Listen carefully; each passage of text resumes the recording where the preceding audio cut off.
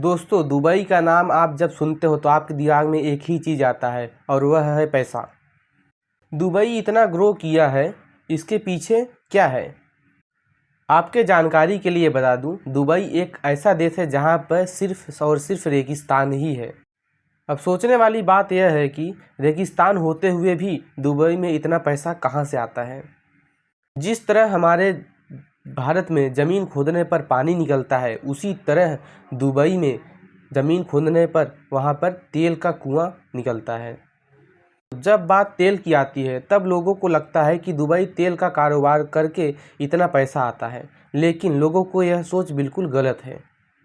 बता दूँ, दुबई तेल के बिजनेस से सिर्फ 1% ही कमाता है। दुबई में टूरिज़्म बहुत ज़्यादा है, इसलिए वहाँ पर अलग अलग देशों से टूरिज़्म आते हैं घूमने के लिए, और वहाँ पे इन टूरिस्ट से दुबई लगभग 20% की कमाई करता है।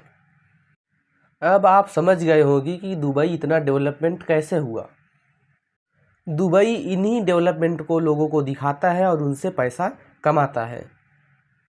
लेकिन आप सबसे पहले यह बात जानो कि यह सब पॉसिबल कैसे हुआ।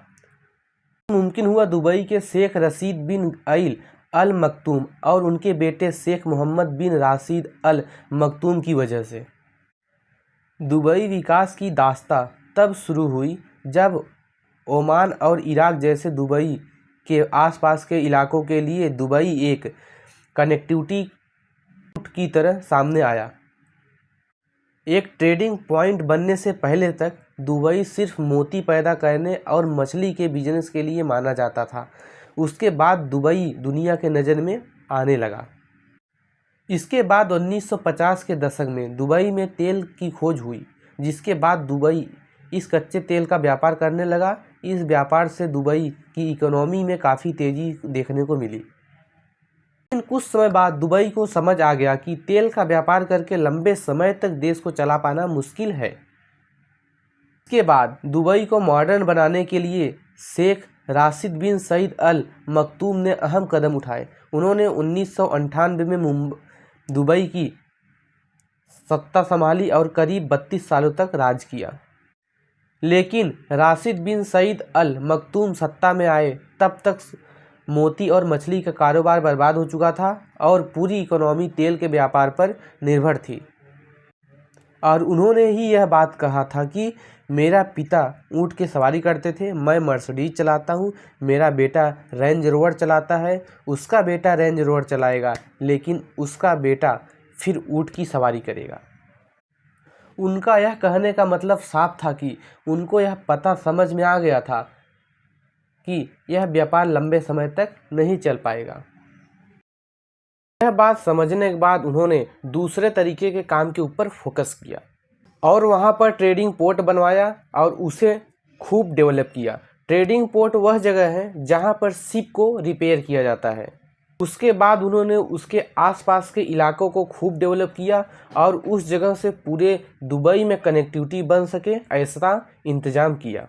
उन्होंने इसी कनेक्टिविटी को मेंटेन करने के लिए 1975 में अल सिंधा टनल बनाने की शुरुआत की, जिससे इंटरनेट कनेक्टिविटी आसान हो गई।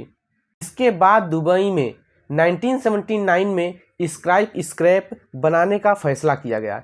स्काई एक ऐसा बिल्डिंग होता है जिसकी ऊंचाई 419 फुट से ज़्यादा होती है। ऐसे बिल्डिंग को स्काई बिल्डिंग कहा जाता है।